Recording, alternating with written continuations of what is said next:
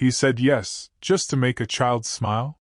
But hours later, two of the most powerful alphas in the city walked in, looked him dead in the eyes, and said, "You don't joke about becoming ours." The coffee was already cold. Siwon had not touched it in 40 minutes because 40 minutes ago, a 7-year-old in the bed by the window had decided to reorganize all the medical supply trays by color, and Siwon had spent the time since putting everything back while pretending to be annoyed. He was not annoyed. He never was. Not with Junho. The boy tugged his sleeve now, that same quiet, deliberate tug that always meant something important was coming. Siwon looked down. Junho's eyes were too still for a 6-year-old. They had always been too still. Like he was watching a world the rest of them could not quite see. "Will you be mine?" Junho asked. Siwon laughed. It came out easy, automatic, the laugh of a man who had heard this question before and still had not figured out what to do with it. "Sure," he said, reaching past the boy to straighten the last tray. "I'm yours. Now get back in that bed before Nursetail catches you standing again." Junho did not smile. He reached into the fold of his small hospital blanket, pulled out something, a square of paper, creased 4 times into a tight little rectangle, and pressed it into the front pocket of Siwon's white coat. Slowly. Deliberately. Like a signature on a document that had already been decided. "Before we start, make sure to hit like and subscribe, and really I'm curious, where are you watching from? Drop your country name in the comments. I love seeing how far our stories travel." Then Junho walked back to his hospital bed, climbed in, and pulled the blanket up to his chin without another word. Siwon watched him for a moment. He meant to check the pocket. He meant to open the paper. But the monitor at the end of the corridor beeped, and a second-year resident called his name, and the paper stayed folded and forgotten against his chest while the rest of his shift swallowed him whole. He did not open it. He should have opened it. Because 20 minutes later, the double doors at the far end of the pediatric corridor swung open with a force that had nothing to do with the automatic sensor. Every head turned. Every conversation stopped. The two men who walked through moved the way dangerous things move, not fast, not loud, but with a weight that rearranged the air around them. Black suits. No badges. No appointment. Behind them, 2 security details peeled off and planted themselves at the corridor entrance like punctuation marks at the end of a sentence no one was allowed to finish. Every nurse on the floor found something else to look at. Siwon's coffee cup slipped from his hand. It hit the floor and cracked clean across the middle, dark liquid spreading across the white tile like something final. He knew those faces. He had spent years, long, quiet, carefully constructed years, trying to forget them. Siwon moved before he thought about moving. He turned left, pushed through the supply room door, and pressed his back against the metal shelving in the dark until the cold of the steel came through his coat and grounded him enough to breathe. His hands found his phone. His fingers found Sunwoo's name. It rang once. "I need you to look something up," Siwon said, and his voice came out steadier than he deserved. "Right now. Jaehyun. Kangmin. High school. Whatever they are now." There was a pause on the other end, the specific kind of pause that meant Sunwoo already knew something and was deciding how much of it to say. Then the sound of typing. Then silence. Then a slow exhale that told Siwon everything before a single word came. "Siwon." Sunwoo's voice dropped. "Jaehyun is the chairman of Yun Capital Group. His firm controls 8% of the national infrastructure contracts. Kangmin runs Tech Solutions. They just closed a 40 billion won government deal last quarter. Their pictures are on the cover of 3 different business magazines this month alone." Another pause. "They are not people you want to be involved with." Siwon stared at the shelf in front of him. Gauze rolls. Alcohol wipes. A box of latex gloves. Ordinary things. Safe things. "Transfer Junho's case," Sunwoo said. "Tonight. Tell administration there's a conflict of interest and walk away clean. Those men do not come to hospitals without lawyers already moving. Siwon's mouth opened to say yes. The word was right there, fully formed, completely reasonable. Then someone knocked on the supply room door. Dr. Siwon. It was one of the floor nurses, young, voice careful. Junho is asking for you. He won't let either of the visitors near him. He's holding the bed rail and he won't let go. Siwon closed his eyes. The child he had raised for 3 years was using him as a shield against his own fathers, and he did not know yet which one of them was more afraid. Junho had both hands wrapped around the bed rail when Siwon walked in. Not white-knuckled. Not trembling. Just holding. Deliberate and calm, the way he did everything. His eyes went straight to Siwon the moment the door opened and something in his small face settled, the way a compass settles when it finally finds north. Jaehyun stood on the left side of the room. Kangmin stood on the right. They had arranged themselves, or the room had arranged them, into perfect opposition, 2 points of a triangle with Junho at the center and Siwon now stepping into the third point without having agreed to any of it. Jaehyun had not changed. That was the cruelest part. A decade had sharpened him, jaw harder, eyes colder, the kind of composed stillness that cost a man something to maintain, but the bone structure was the same. The way he went completely motionless when he was thinking something he did not intend to say out loud, that was the same too. His eyes moved to Siwon and stayed there. Kangmin was already talking before the door finished closing. 3 years. His voice was low and controlled, but the control was new, stretched over something that was not controlled at all. You had him for 3 years and you never said a word. I didn't know who he belonged to, Siwon said. That's not good enough. Kangmin. Jaehyun's voice was quiet. That was the warning. 1 word, 1 syllable, and Kangmin's jaw locked shut. The silence lasted 4 seconds. Siwon counted them. Then Jaehyun turned back to him, and when he spoke, every word landed like something that had been measured before being released. We are not here to fight you, Siwon. We are here to take what is ours. The room held its breath. Kangmin looked directly at Siwon. Not at Junho. At Siwon. Both of them, he said. Something moved through Siwon's chest, fast, unwanted, humiliating in its honesty. His body recognized these men the way it recognized the particular cold of a Seoul winter, the way it recognized the smell of the school hallway they had all 3 walked through at 17. Deep. Cellular. Before thought could catch up and shut it down. Junho still had not released the rail. But his eyes were moving between all 3 of them now, quiet and measuring, like someone watching the last piece of a puzzle decide where to land. Siwon hated that he understood exactly what Kangmin meant. He hated more that his hands had already stopped shaking.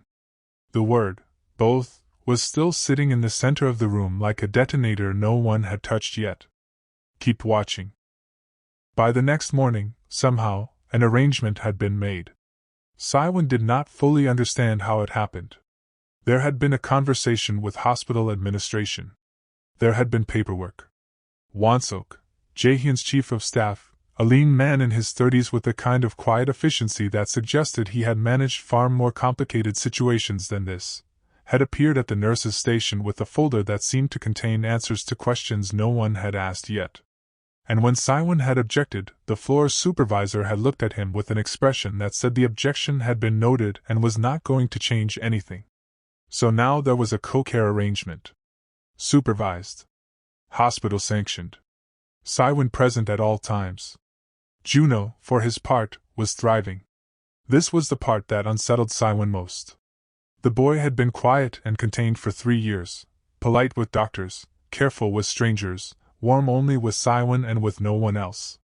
Now he sat up in his hospital bed with color in his cheeks and moved Jaehyun and Kangmin around the room like chess pieces, requesting one bring water while asking the other to raise the blinds, then looking at the results with the calm satisfaction of someone checking boxes on an invisible list. He was 6 years old. He was also, clearly, running something. At 11 in the morning, a paper cup of coffee appeared on Siwon's workstation outside Junho's room. Black. No sugar. No note. Siwon looked up from the chart in his hand and found Jaehyun already looking away, standing at the window with his hands in his pockets, his attention apparently fixed on the courtyard below. As if he had not just remembered exactly how Siwon took his coffee from a decade ago without being asked, and without making anything of it. At 1 in the afternoon, Siwon's break schedule had been adjusted. He discovered this when he checked the board and found his 15-minute window shifted 30 minutes later, which aligned it, precisely, with the gap in Kangmin's schedule that Kangmin had apparently communicated to the floor coordinator without speaking to Siwon at all. When Siwon looked for Kangmin to say something about it, Kangmin was already watching him from the doorway with an expression that dared him to object. Siwon said nothing. He filed it. He kept moving. At 3 in the afternoon, Won-sok appeared beside him in the corridor without announcement and said, conversationally, as though commenting on the weather, "They haven't slept properly in 3 years." Siwon kept his eyes on the chart. "That's not my business." Won-sok considered this. "No," he agreed pleasantly. "I suppose it isn't." And he walked away. 3 years. The same exact length of time Siwon had spent raising their son on a resident's salary, alone, in a 2-room apartment off Maple-gu, without a single night of unbroken sleep either. He did not know what to do with that. So he did what he always did, he folded it small, pressed it somewhere quiet inside his chest, and went back to work. The hospital went quiet after midnight the way hospitals do, not silent, never silent, but lower, the daytime noise pulling back to reveal the hum underneath. Monitors. Ventilation. The soft rubber step of night staff making their rounds. Siwon should have gone home at 11. He had not gone home at 11. He was standing at the end of the corridor with a cup of tea he was not drinking when he saw Jaehyun. Not moving. Not on his phone. Just standing outside Junho's room with one hand flat against the wall beside the door frame and his forehead dropped forward, not quite touching the surface, like a man who had walked as far as he could and run out of road. Siwon's feet carried him forward before he gave them permission. He stopped a careful distance away. Close enough to speak quietly. Far enough to maintain something. "He's asleep," Siwon said. "His oxygen levels have been stable since 9. You don't have to stand there." Jaehyun did not move right away. When he finally lifted his head and turned, the composure was back, almost. There was something around his eyes that the overhead light caught and that no amount of control could quite cover. "I'm aware," he said. "Then why are you still here?" A pause. The honest kind, not calculated, not managed. Just a man deciding whether to answer a real question with a real answer. "Because when I'm not," Jaehyun said, "I think about all the nights I wasn't." The corridor held that between them for a moment. Siwon looked at the door. "The surrogate program," he said. "How did it work?" And Jaehyun told him. Slowly, quietly, with the kind of precision that came from a man who had organized the facts over and over in his mind but had not said them aloud to anyone. The program had been private. Experimental. Designed to produce a child with genetic material from 2 alpha donors through a surrogate carrier. The omega selected for bonding, for the emotional imprinting period in early infancy, was meant to be anonymous. A caregiver, contracted, unnamed. Jaehyun had not known. He had not known it was Siwon until 6 months ago, when a private investigator's report had landed on his desk and he had sat in his office on the 43rd floor of Yun Capital and stared at a photograph of Siwon carrying Junho through a market in Maple-gu on a Tuesday afternoon, and had not moved for a very long time. Siwon listened to all of it. He did not interrupt. When Jaehyun finished, the space between them felt different. Heavier. More honest than anything they had managed in a decade. Then footsteps. Kangmin came around the corner and stopped when he saw them, the distance between them, the quality of the quiet, and something moved through his face, fast and unguarded, before it locked back down. He looked at Jaehyun for exactly 2 seconds. Then he looked at Siwon. "I need a word," he said. Not a question. He walked Siwon 12 feet down the corridor, far enough that Jaehyun could not hear, and turned to face him with his hands at his sides and his jaw set, and his eyes carrying something that had clearly been held under pressure for a very long time. "Whatever he told you," Kangmin said, "whatever version he gave you, I need you to know one thing." He held Siwon's gaze. Did not look away. "I never stopped. Not for one day. Not once. 2 men. 2 confessions." And Siwon was standing in the middle of a midnight hospital corridor, remembering with devastating clarity exactly why he had loved them both, and exactly how much it had cost him when they were gone. Does the parallel hurt you as much as it hurts us?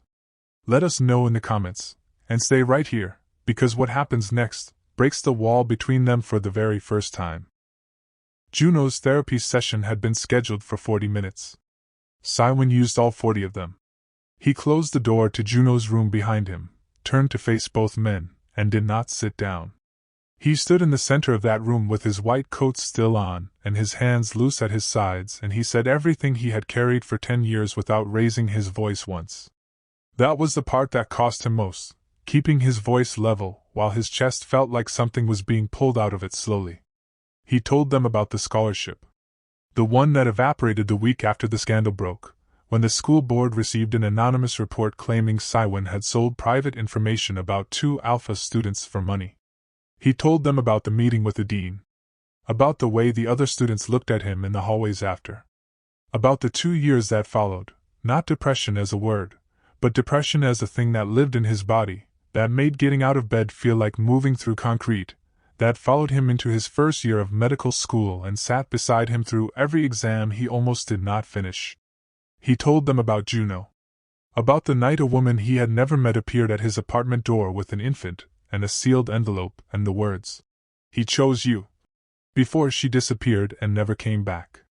About 3 years of formula and fevers and parent-teacher meetings he had no business attending, alone, on a salary that did not stretch far enough and a heart that somehow kept making room. He told them all of it. And then he stopped. Jaehyun had gone completely still. Not composed, still. The kind of still that meant every system had been redirected to processing something that did not have a category yet. His face had lost color in a way that no amount of control could recover from quickly. Kangmin's jaw was locked. His hands were at his sides and his knuckles had gone pale, and he was staring at a point on the floor between the 3 of them like if he looked up he might do something he could not take back. Either of them spoke for a long time. Then Jaehyun said it. Quiet. Precise. Like a man reading a sentence he had written himself and could not believe. "We were told you took money to expose us. There was documentation. Photographs." A pause. "We were 18. We believed it." The silence after that did not feel like silence. It felt like a room full of everything that had been said wrong for a decade, suddenly visible all at once. Siwon looked at them both. "Someone built that," he said. "Someone constructed it carefully enough to convince both of you and destroy me completely." His voice stayed level. "That person did not do it for nothing. And they are not gone," neither man argued. Because they already knew he was right. Someone had set all 3 of them up. And they were still out there, and now, with Junho in the middle of everything, the stakes were no longer just personal. The name landed on Siwon's ears like something dropped from a height. Wonsok said it quietly, standing in the doorway of the consultation room with a tablet in his hand and the particular calm of someone delivering information he had spent considerable time verifying before speaking. The Seo family.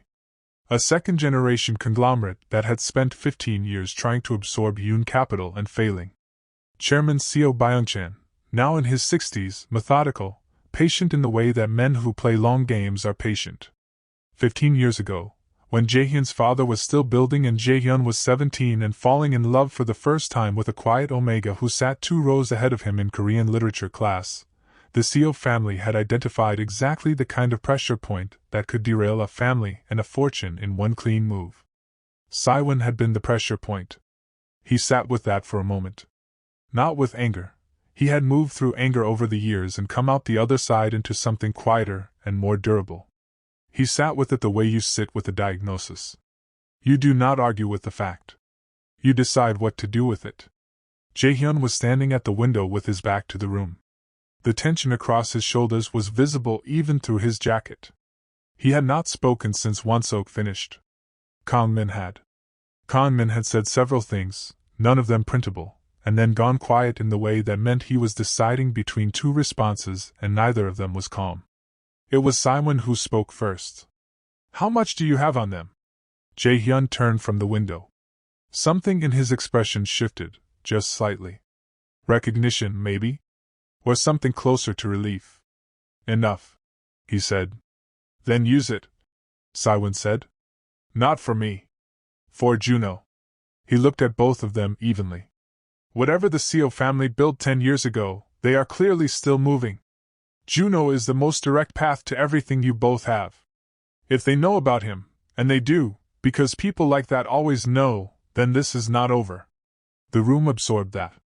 Kangmin looked at Siwon for a long moment. Then he said, low and rough-edged, "You're not angry." "I was angry for 2 years," Siwon said.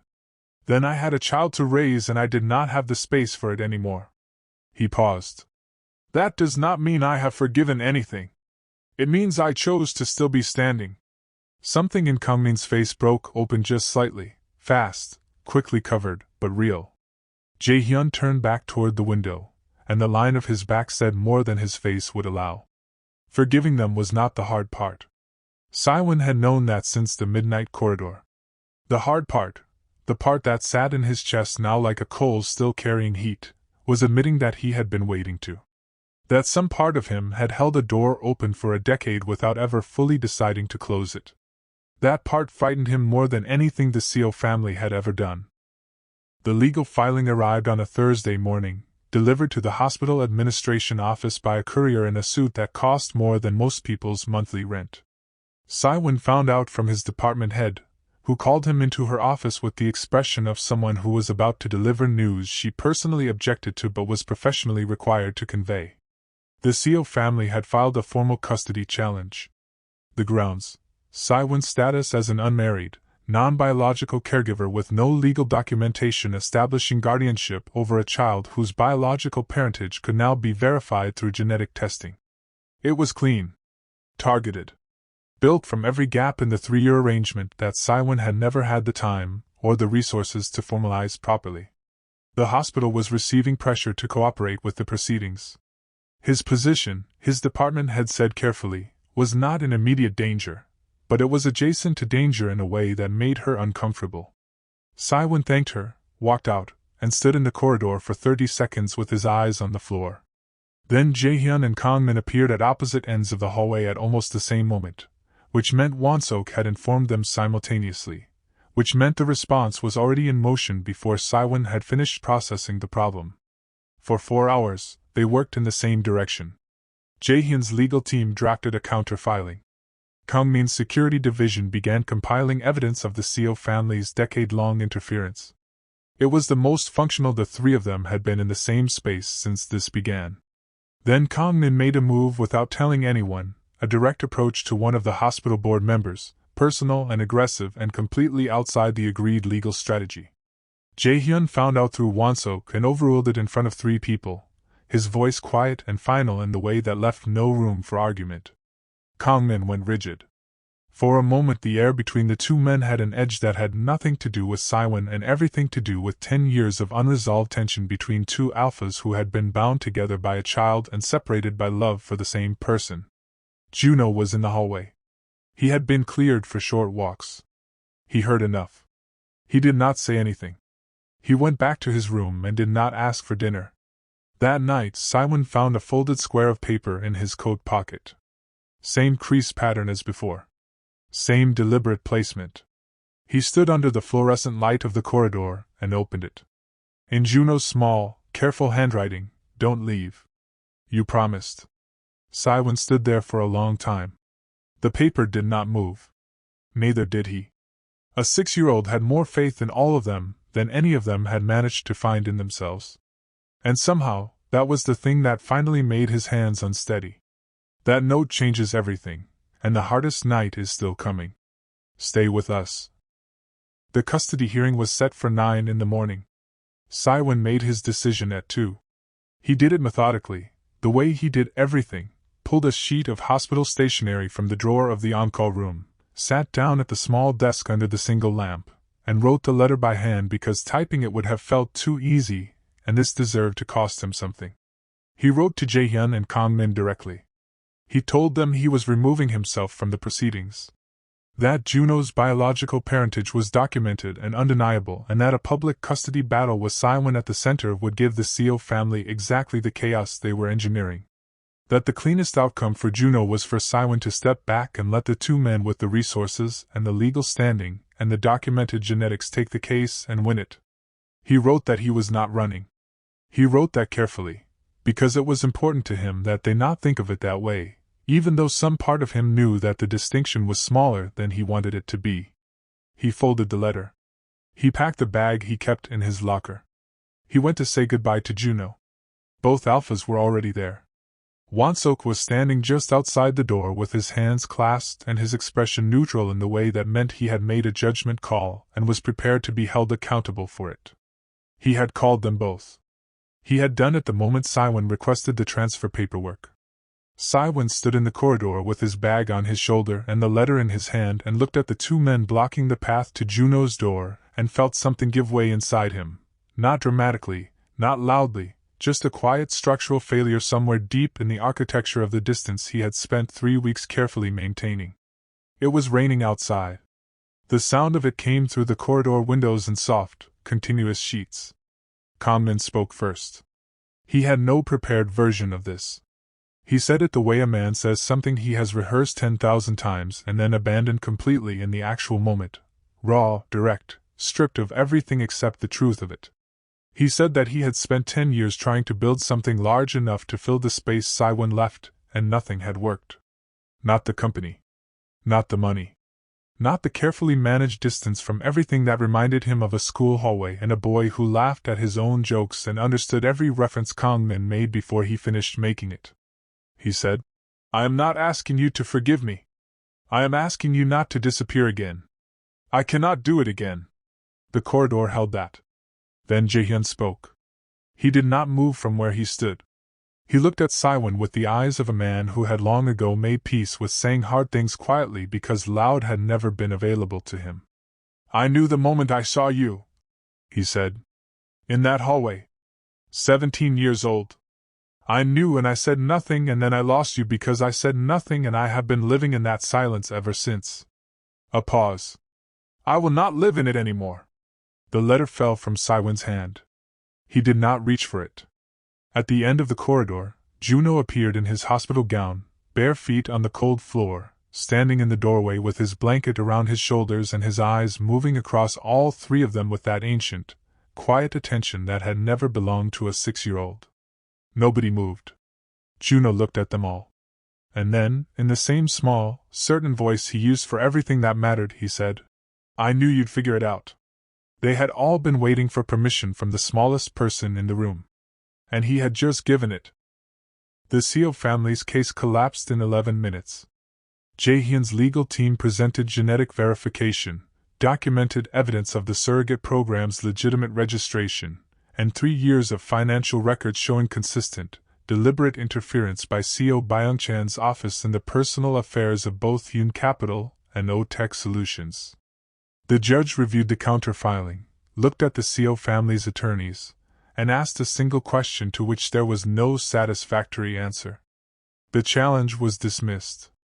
Seo Byung-chan left the courthouse without speaking to the press. By noon, Siwon had been formally recognized as Junho's primary caregiver with full legal standing. The document used the word family in 3 separate places.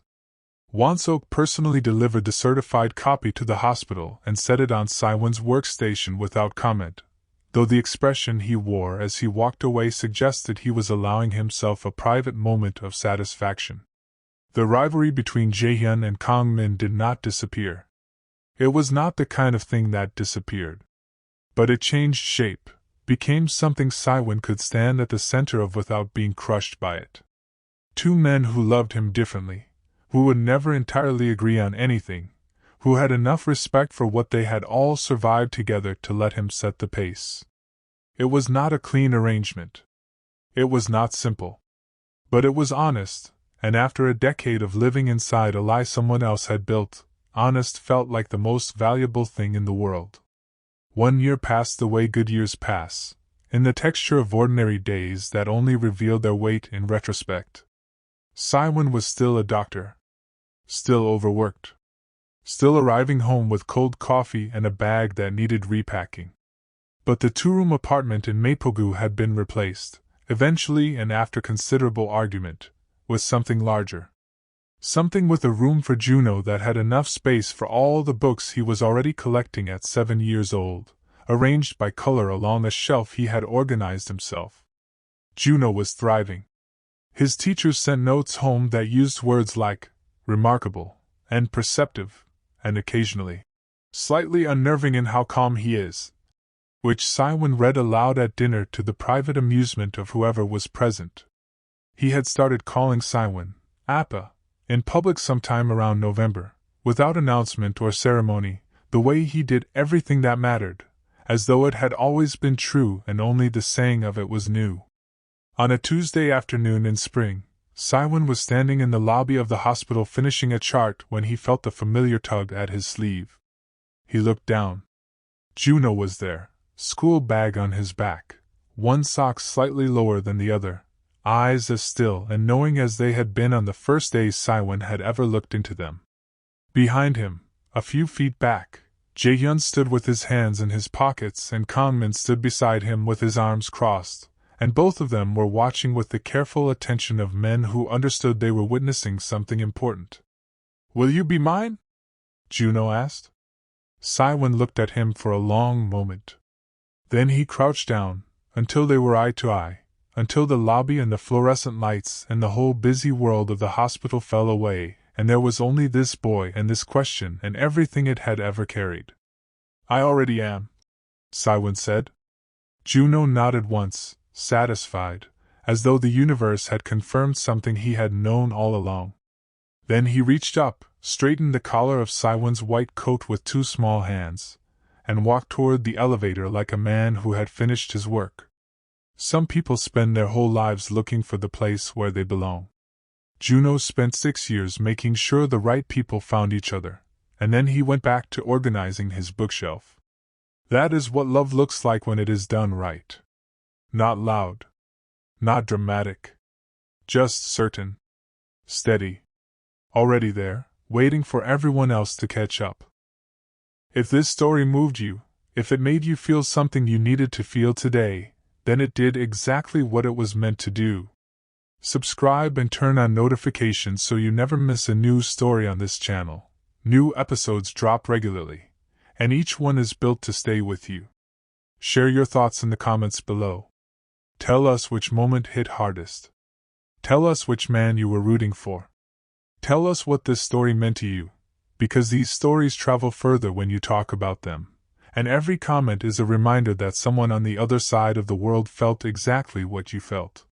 If you know someone who needs a story about second chances and chosen family, and love that refuses to stay buried, send this to them. You never know what someone needs to hear on a quiet Tuesday afternoon. Thank you for staying until the end. We will see you in the next one.